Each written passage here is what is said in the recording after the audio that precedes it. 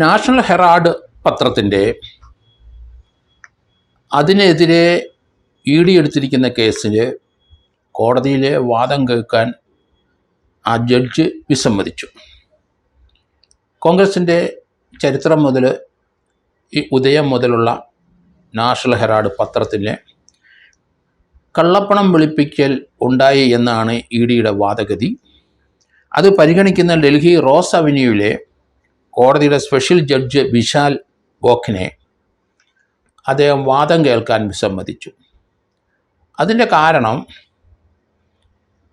ആ കേസുമായിട്ട് ബന്ധപ്പെട്ട ഇ.ഡിയുടെ ഒരു കേസ് ഡൽഹി പോലീസിൻ്റെ സാമ്പത്തിക കുറ്റാന്വേഷണ വിഭാഗത്തിൽ നേരത്തെ എടുത്തിട്ടുണ്ട്.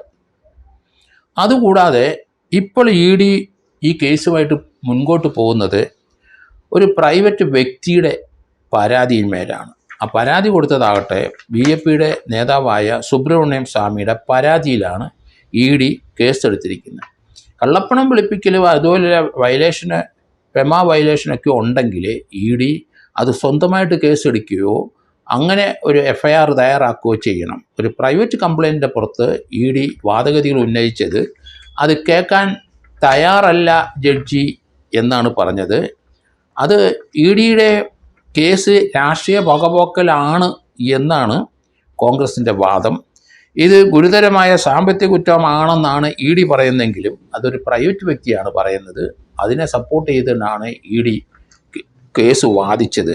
അതുകൊണ്ട് വ്യാജരേഖ ചമച്ചതിനും കള്ളപ്പണം വെളുപ്പിച്ചതിനും തെളിവുണ്ടെന്ന് ഇ.ഡിയുടെ വാദം കോടതി അംഗീകരിച്ചില്ല. അത് പ്രൈവറ്റ് പേഴ്സൻ്റെ പരാതിയിലല്ല ആ വാദം വേണ്ടത് എന്നാണ് കോടതിയുടെ നിഗമനം. അതുകൊണ്ട് ആ കേസ് കേൾക്കാൻ തയ്യാറല്ല. ഇതിനെ സംബന്ധിക്കുന്ന ഓൾറെഡി ഒരു കേസ് ഡൽഹിയിലെ സാമ്പത്തിക കുറ്റാന്വേഷണ വിഭാഗത്തിൽ നിലവിലുണ്ട്. അതുകൊണ്ട് കോടതി വിസമ്മതിച്ചു ഇതിൻ്റെ വാദം കേൾക്കാൻ.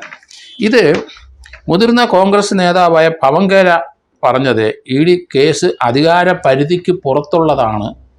അതിൻ്റെ പുറത്താണ് ഇ.ഡി കേസ് വാദിക്കുന്നത്. അതുകൊണ്ട് അത് അംഗീകരിക്കാൻ കഴിയില്ല. ഇന്ത്യയുടെ ജനങ്ങൾക്കെതിരായ ഒരു ഗൂഢാലോചന തന്നെയാണ് ഇ.ഡിയുടെ നീക്കമെന്നാണ് ഇപ്പം രാഹുൽ ഗാന്ധിയും പറയുന്നത്. അതുകൊണ്ട് ഈ കേസിനെ സംബന്ധിച്ച് നാഷണൽ ഹെറാൾഡിലെ കേസിനെ സംബന്ധിച്ച് നേരത്തെ ഗുരുതരമായ ആരോപണം വാർത്തകളുമൊക്കെ സോണിയാഗാന്ധിക്കെതിരായും അത് രാഹുൽ ഗാന്ധിക്കെതിരായിട്ട് വന്നത് ഇപ്പോൾ അത് പരിഗണിക്കുന്ന കോടതി അത് കേൾക്കാൻ കൂടി തയ്യാറായില്ല. ഇതൊരു കള്ളക്കേസാണ് എന്ന് കോൺഗ്രസിൻ്റെ വാദം ഏകദേശം അംഗീകരിക്കുന്ന പോലെയാണ് എനിക്ക് തോന്നുന്നത്. ഏതായാലും തൽക്കാലം നാഷണൽ ഹെറാൾഡിൻ്റെ അധിപന്മാരായ സോണിയാഗാന്ധിയും അതുപോലെ തന്നെ രാഹുൽ ഗാന്ധിക്കും കോൺഗ്രസ് നേതൃത്വത്തിനും ഇതൊരു ആശ്വാസകരമായ നീക്കം തന്നെയാണ്. ആശ്വാസകരമായ ഒരു ഒബ്സർവേഷനാണ് കോടതിയുടെ എന്ന് ഇപ്പം മനസ്സിലാവും.